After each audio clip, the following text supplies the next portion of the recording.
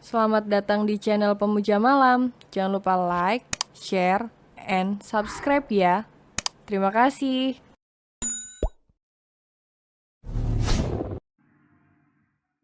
Chapter 25. Bertemu keluarga.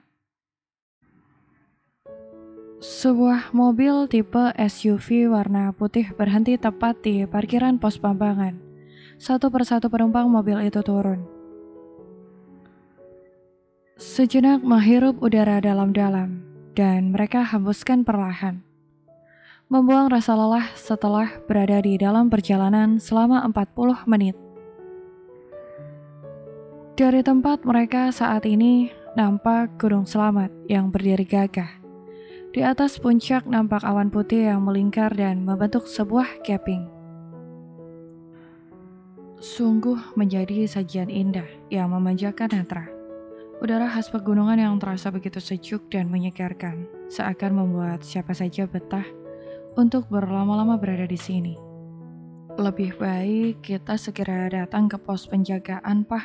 Mama benar-benar sudah tidak sabar untuk mencari informasi keberadaan Banyu di jalur pendakian via pos Pambangan ini. Kinanti seakan sudah tidak sabar untuk segera bertemu dengan penanggung jawab pos ini. Jalan dan upaya terakhir yang ia lakukan untuk bisa menemukan keberadaan sang anak dengan pasti. Bahkan wanita itu mulai melenggang, meninggalkan suami dan rombongannya. Tunggu, Mah. Pelan-pelan saja. Jangan tergesa-gesa seperti itu. Mama sudah tidak sabar, Pak. Herlambang, Pandu, Filia, dan Aldo nampak saling melempar pandangan. Dari kelima orang itu memang Kinanti yang nampak jauh lebih bersemangat dari yang lainnya. Wanita paruh-baya itu masih memiliki keyakinan kuat bahwa keberadaan Banyu bisa ditemukannya. Keyakinan itulah yang membuat Herlambang dan Pandu bertambah bersemangat mencari Banyu meski terkadang muncul rasa ingin menyerah. Pada akhirnya mereka tiba di pos penjagaan pertama di mana biasanya para pendaki melakukan registrasi untuk memulai pendakian. Beberapa kelompok pendaki terlihat sedang mengantri untuk melakukan registrasi. Pemandangan para pendaki yang berlalu lalang inilah yang membuat hati Kinanti serasa begitu berdenyut nyeri. Ia teringat akan terakhir kali Banyu berpamitan untuk melakukan pendakian. Sudah, Mah, jangan terlalu larut dalam keadaan sedih itu. Ini adalah upaya terakhir kita. Semoga membuahkan hasil, ujar Pandu sembari mengusap bulir bening yang menetes dari pelupuk mata sang mama. Entah mengapa, Mama merasakan keberadaan adikmu di sekitar sini, Duh. Mama merasakan dia ada di sini, entah nyata atau tidak. Namun Mama benar-benar merasakannya. Sudah, Mah. Lebih baik kita semua duduk di pendopo itu sambil menunggu petugas pos penjagaan ini selesai bertugas. Kita ke sana ya, Mah. Rombongan Kinanti menuju sebuah bangunan yang hampir mirip dengan pendopo kecil yang berada di tempat ini. Mereka duduk-duduk santai sambil menunggu petugas pos penjagaan itu selesai bertugas. Selamat datang, Bapak, Ibu. Apa ada yang bisa saya bantu? Tak perlu menunggu waktu yang lama, rombongan Kinanti sudah disambut oleh salah seorang petugas pos penjagaan. Lelaki itu nampak begitu ramah dalam menyambut keberadaan Kinanti dan rombongannya ini. Herlambang beranjak dari posisi duduknya. Ia mendekat ke arah petugas pos penjagaan ini. Pak, saya memerlukan beberapa informasi. Bisakah kita bicara sambil duduk di sana? Herlambang mempersilahkan petugas ini untuk duduk di tengah-tengah keluarganya. Rasanya sangat tidak pantas jika ia membiarkan petugas ini berdiri, sedangkan ia dan lainnya duduk-duduk santai. Oh, bisa, Pak. Terima kasih, Pak. Pada akhirnya petugas itu duduk di tengah-tengah keluarga Herlambang. Sebelumnya, Herlambang memperkenalkan satu persatu anggota keluarganya ini sebagai salah satu bentuk tata krama yang harus ia junjung tinggi. Bahwasannya kedatangan mereka bertujuan baik tanpa ada sedikit pun tujuan yang buruk. Baiklah, Pak Herlambang, jadi apa yang bisa saya bantu? Begini Pak, saya ingin bertanya, apakah ada pendaki hilang yang ditemukan di pos ini? Kebetulan anak saya hilang dalam pendakian sejak 2 bulan lalu, dan sampai sekarang belum juga ditemukan. Pendaki yang hilang? Saya rasa tidak ada Pak, karena sejauh ini para pendaki yang melakukan pendakian via Bambangan semua bisa turun dengan selamat, dan tidak ada laporan pendaki yang hilang. Bukan begitu maksud saya Pak. Anak saya memang tidak mendaki via Bambangan ini, tetapi via Guci. Namun apakah ada sebuah kabar bahwa ada pendaki yang ditemukan di jalur Bambangan ini? Dahi si petugas sedikit mengerut. Mendaki via Guci dan ditemukan via Bambangan. Sepertinya itu sangat tidak mungkin Pak, karena letak Guci dan Bambangan cukup jauh. Apa mungkin anak Bapak tersesat sejauh itu? Herlambang membuang nafas sedikit kasar. Ucapan petugas pos penjagaan ini seakan kian memupus keyakinannya. Mungkin memang tidak masuk akal, tapi ini merupakan upaya terakhir kami untuk mencari keberadaan putra kami, Pak. Ada rasa iba yang terselip di dasar hati si petugas pos penjagaan ini ketika melihat roda pupus harapan yang terlukir jelas di raut wajah orang-orang ini. Kasus pendaki yang hilang sampai saat ini memang masih menjadi momok tersendiri bagi para pendaki yang melakukan pendakian. Sedikit larut dalam rasa iba, tiba-tiba saja si petugas pos penjagaan teringat akan satu hal, di mana di 2 minggu yang lalu ia pernah kedatangan seseorang yang tinggal di kaki gunung yang bercerita tentang ada pendaki yang ditemukan tak jauh dari tempat tinggalnya. Sebentar Pak. Sepertinya 2 minggu yang lalu ada seseorang yang datang kemari dan ia bercerita bahwa ia menemukan seorang pendaki yang berada di dekat tempat tinggalnya. Apakah mungkin orang itu adalah putra Bapak yang hilang? Semua orang yang berada di tempat ini sama-sama terperangah. Semangat yang sebelumnya meredup dan bahkan pupus kini kembali bergelora. Kataan si petugas pos penjagaan ini seperti setetes bensin yang berhasil mengabarkan api optimisme yang berada di dalam dada. Benarkah itu, Pak? Lalu di mana orang itu sekarang, Pak? Di mana ia tinggal? Bisakah Bapak mengantarkan kami?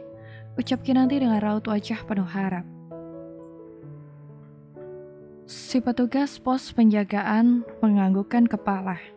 Ia ingat masih menyimpan alamat rumah yang diberikan oleh orang itu. Bisa Pak, saya bisa mengantarkannya. Tunggu sebentar, biar saya ambil alamat yang ditinggalkan oleh orang itu.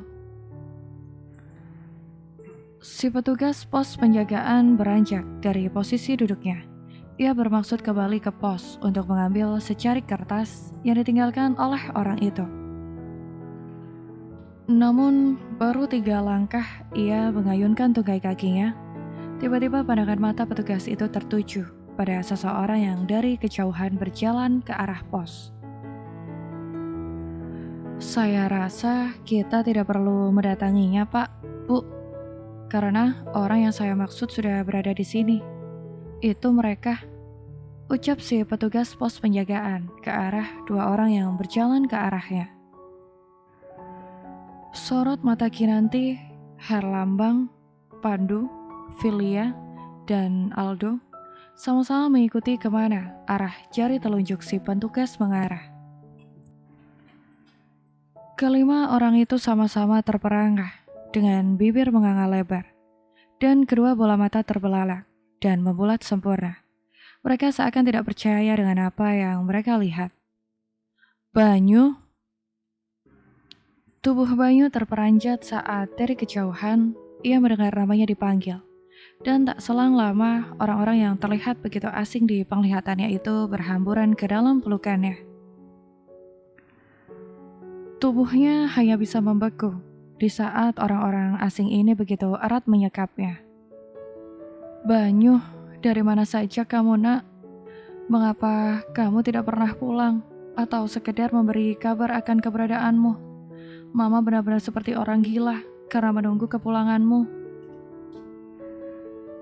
Kinanti menangis terguguh di dalam dekapan sang putra. Ia tumpahkan semua rasa rindu yang bersemayam di dalam dada melalui tetes-tetes air mata yang membasahi wajah. Setelah 2 bulan berdiri di atas keraguan, akhirnya hari ini semua mendapatkan jawabannya. Tidak tahukah kamu sudah berapa lama kami mencarimu, nak? Sudah banyak yang kami korbankan untuk menemukan keberadaanmu. Bahkan kami hampir putus asa. Namun sekarang semua terbayar di saat kami melihat bahwa keadaan kamu baik-baik saja. Dasar adik kurang ajar, bisa-bisanya kamu mempermainkan kami semua. Kami kesana kemari mencari keberadaanmu, tapi kamu malah santai-santai seperti ini. Apa kamu ingin menyiksa keluargamu? Kini giliran Herlambang dan Pandu yang mengeluarkan unek-unek yang bercokol di dalam hati. Hilangnya Banyu benar-benar menjadi ujian terberat yang keluarga Herlambang rasakan. Sungguh, bertahan di dalam ketidakpastian merupakan hal yang sangat melelahkan. Banyu semakin mengernyitkan dahi.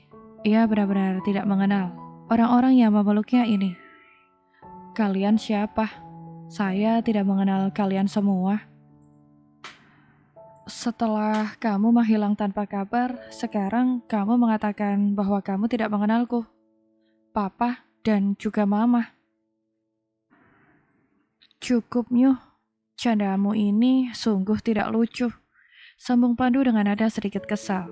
Bisa-bisanya adiknya ini masih bercanda dalam situasi seperti ini. Saya tidak bercanda. Saya benar-benar tidak mengenal kalian semua. Bahkan nama-nama Anda saja saya tidak tahu. Herlambang, Kinanti, dan Pandu melepaskan dekapan mereka dari tubuh Banyu.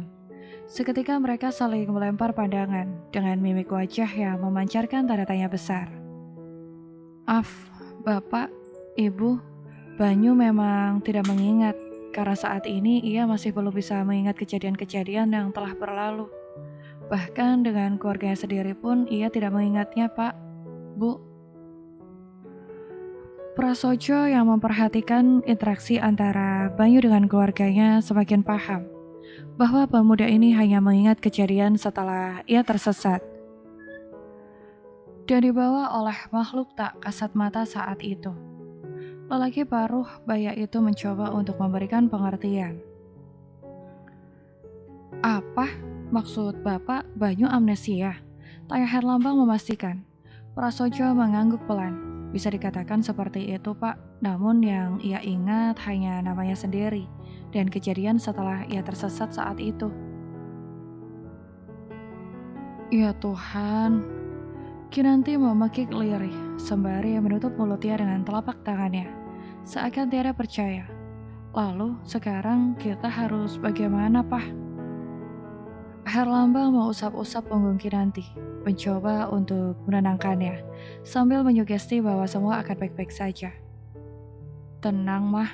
Papa yakin ingatan Banyu pasti bisa kembali seperti semula. Pelan-pelan ia pasti bisa mengingat semuanya. Mama harap juga seperti itu, Pak. Kita baru saja bahagia karena dipertemukan dengan Banyu. Namun ternyata Tuhan masih menguji kesabaran kita dengan ingatan Banyu yang hilang. Filia yang berdiri sedikit jauh dari tempat Banyu berada juga merasakan kesedihan yang mendalam. Hatinya seakan tersayat sembilu saat mendengar bahwa sang kekasih tidak satupun mengingat anggota keluarganya. Namun ia tidak menyerah. Jika memang Banyu lupa kepada keluarganya, bisa jadi ia ingat kepadanya. karena sejauh ini banyak kebersamaan yang terjalin di antara dirinya dengan Banyu. Filia berjalan mendekat ke arah Banyu. Apakah denganku kamu juga lupa, Nyu? Dahi Banyu mengernyit dengan mata yang menyipit. Ia seperti mengingat-ingat sesuatu. Maaf, kamu siapa? Aku, Filia, Nyu, kekasihmu sekaligus calon istrimu. Banyu sedikit terperanjat. Ia menggeleng-gelengkan kepala. Tidak, kekasihku hanya Lingga seorang, bukan yang lainnya. Lingga siapa, Nyu? Kekasihmu Filia, bukan Lingga. Bahkan kita akan segera bertunangan dan kemudian menikah, Banyu. Ucap Filia sedikit berteriak, berharap Banyu mengingatnya. Prasojo hanya bisa tersenyum simpul. Ia mencoba untuk mendinginkan suasana ini. Sabar ya, Mbak. Lebih baik sekarang semua ikut dengan saya. Nanti akan saya ceritakan apa-apa saja yang menimpa Banyu selama ia saya temukan.